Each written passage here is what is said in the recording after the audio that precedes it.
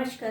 मागे मी जेव्हा पाटवडीचा video upload केला होता तेव्हा एका मैत्रिणीची कमेंट होती की ताई मराठा मसाला कसा करतात त्याची रेसिपी दाखवा. मराठा मसाला म्हणजेच ज्याला आपण गोडा मसाला म्हणतो किंवा ज्याला कोणी काळा मसाला म्हणतात. हा मसाला आपण दैनंदिन जीवनात म्हणजे रोजच्या भाजीला पण हा वापरू शकतो. कारण याच्यामधले जे घटक आहेत म्हणजे याच्यामध्ये धणे जास्त असतात त्यामुळे तो खरं तर थंडा पण असतो. आणि मग बाकी इलायची आहे, कलमी आहे, लवंग आहे, मिरे आहेत किंवा इतर जे घटक आहेत ते आपल्या डायजेशनसाठी अतिशय उत्तम असतात.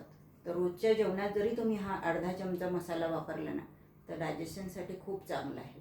तर हा मसाला कसा करायचा त्याची आपण आता ही रेसिपी बघूयात. तर हा मसाला करताना ना किंवा काढताना एक काळजी घ्यायची की याच्यामध्ये ना असा सेपरेट एक चमचाच ठेवायचा परमनंट. याला ओले हात लागायला नको किंवा ओला चमचा पण याच्यात घालायला नको. कुठलाही साठवणीचा प्रकार असो, मसाला असो, तिखट असो, हळद असो, त्याच्यामध्ये एक परमनंट चमचा ठेवायचा. शक्यतो 2 बरण्यांमध्ये ठेवायचा मसाला. कारण की काढताना प्रत्येक वेळी मोठी बरणी तुम्हाला उघडावी लागणार नाही. बघा ही भरून ठेवली आहे मी एक आणि उरलेला मसाला मी एक छोट्या बरणीत काढला. हा 2 ह्याच्यात काढण्याचा उद्देश एवढाच आहे की प्रत्येक वेळी आपल्याला एक तर मसाल्याला हात लावायची गरज नाही किंवा याचा सुगंध जाणार नाही किंवा चुकून ओला हात लागलाय तर हाच खराब होईल, तो नाही होणार. तर अशा 2 ह्याच्यात हा ठेवायचा आणि फक्त आपल्याला 1 तास याच्यासाठी द्यावा लागतो करायला. 1 तास जर तुम्ही दिला ना तर 1-2 वर्षाची फुरसत होते. शिवाय तुमच्या कुटुंबाला भेसळयुक्त खाण्यापासून तुम्ही वाचवू शकता. आणि घरात साठवणीचं असलं ना तर एक समाधान पण असते, घरात आहे सगळं, संपलं असं होत नाही. तर हा मसाला कसा करायचा ते आपण बघूयात. मराठा मसाला किंवा गोडा मसाला ज्याला आपण म्हणतो तो करण्यासाठी हे 400 ग्राम धणे घेतले आहे मी. हे सामान तुम्हाला डीमार्टमध्ये सहज उपलब्ध होते आणि शिवाय मोजलेलंच असते त्यामुळे वेगळं अजून मोजायची गरज नाही. हे 50 ग्राम दगडफूल घेतलं आहे. हे मोजलेलं आहे, ते सामान आपण पुन्हा मोजणार नाही आहोत. आणि जे आपण घरचं टाकतो आहे ते मोजून घेऊयात. हे 50 ग्राम दगडफूल, 50 ग्राम मी तेजपत्ता घेतला आहे, 50 ग्राम चक्रीफूल, 100 ग्राम हे दालचिनी. हे तुम्हाला कमी हवी असेल, स्ट्रॉंग मसाला नको असेल तर कमी करू शकता.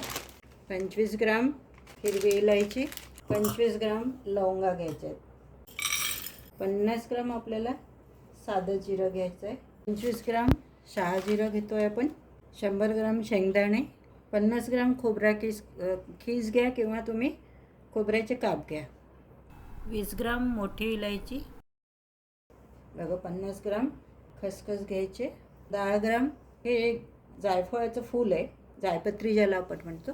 हे 10 ग्राम घरात आहे तेच मी टाकते. हे तुम्ही थोडं कमी जास्त तुमच्या सोयीने करू शकता. 25 ग्राम काळी मिरी आणि 10 ग्राम मेथीदाणा घालते मी. मेथीदाणा घाला किंवा तुम्ही याच्याऐवजी हिंग पण घालू शकता. आपला मसाला जो आहे तो खराब होत नाही. आणि 50 ग्राम लाल मिरची. आता हे अशा प्रकारे हे सगळं साहित्य आहे आपलं मसाल्याचं.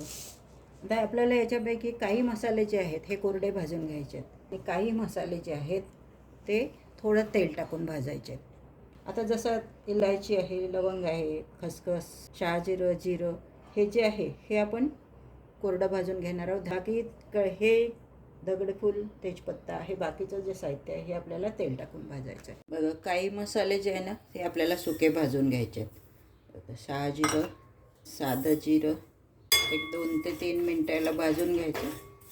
याचा छान सुगंध सुटतो बघा. याचा सुगंध सुटला की समजा झालं आहे हे. आता याला काढून घेऊया. आता भाजूया खसखस.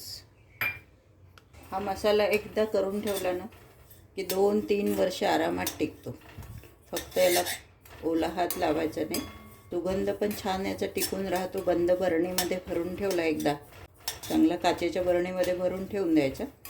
झाकण टाईट असलं की याचा सुगंधही जात नाही.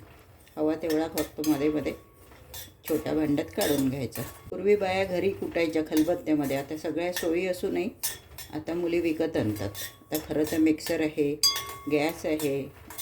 पूर्वीच्या बाया चुलीवर भाजायच्या, खलबत्त्यात कुटायच्या, तिखट हळद वर्षाचं करून ठेवायच्या.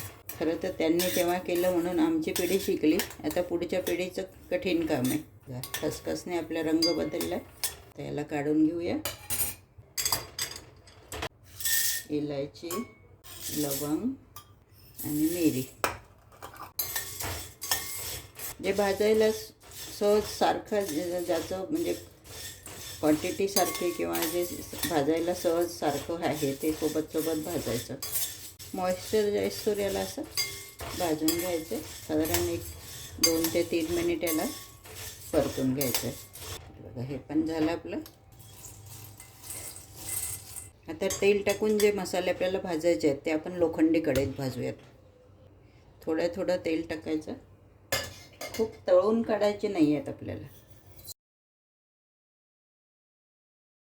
मेथी आणि मोठी इलायची टाकली आपण. पहिल्यांदा घातली आहे मेथी आणि मोठी इलायची. आता याच्यामध्येच हे थोडं होत आलं तर याच्यामध्ये घालूया जायपत्री, शेंगदाणे, खोबऱ्याचे काप. बघा मेथीचा छान सुगंध दरवळला आहे घरात.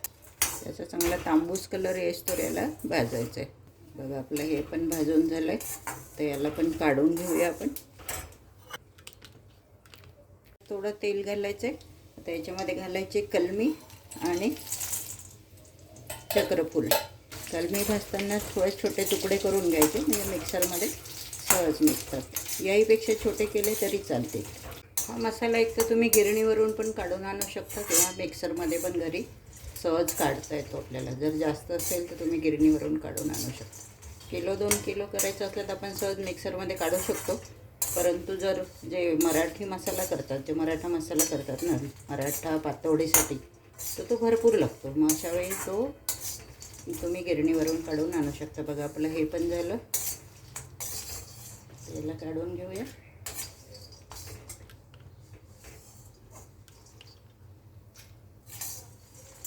अगदी थोडं तेल घालायचं आणि आता याच्यामध्ये घालायचं तेजपान. तेलाचा मसाला जेव्हा भाजतो ना तेव्हा शक्यतो लोखंडी कढईच वापरा. म्हणजे तुमची कढई स्टीलची किंवा ॲल्युमिनियमची असेल तर ती खराब होणार नाही. त्यामध्ये थोडं तेल घालूया आणखी. बघा हे पण भाजून झालं आहे. आता आपलं काढून घेऊया याला.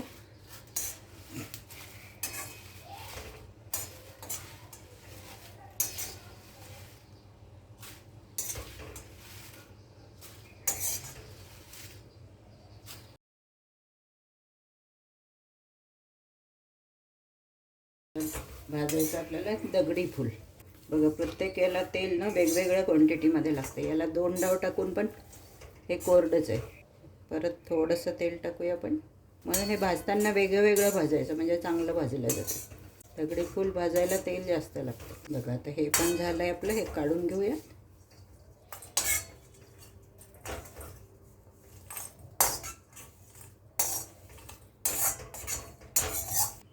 परत थोडं तेल घाला. आणि आता भाजायचे आपल्याला धणे तुम्ही सुके भाजू शकता पण तेलात भाजले तर छान भाजले जातात.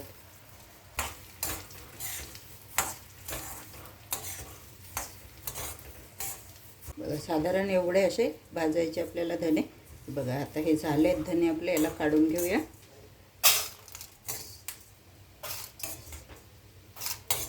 परत उरलेले भाजूयात आपण.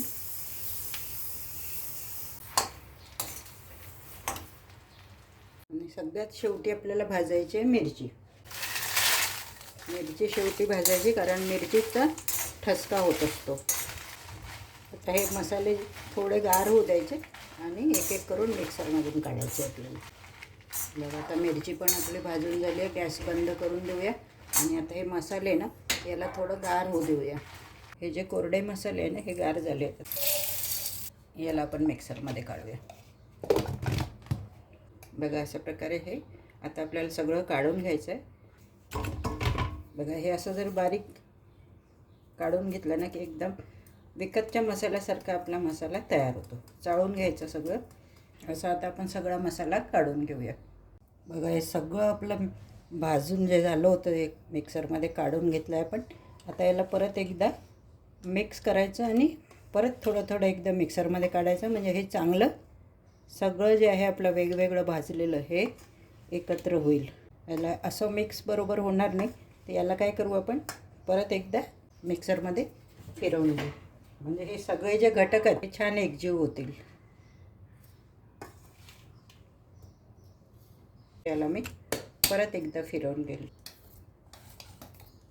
आता हा सगळा काढून घेऊ आपण, म्हणजे चांगला एकजीव होईल आणि याची चव पण छान येईल. बघा छान आपला मसाला तयार आहे. हवं तर याला एकदा परत तुम्ही गाळून घेऊ शकता. कलर तर इतका सुंदर आला आहे आणि सुगंध पण पूर्ण घरभर दरवळतो याचं छान.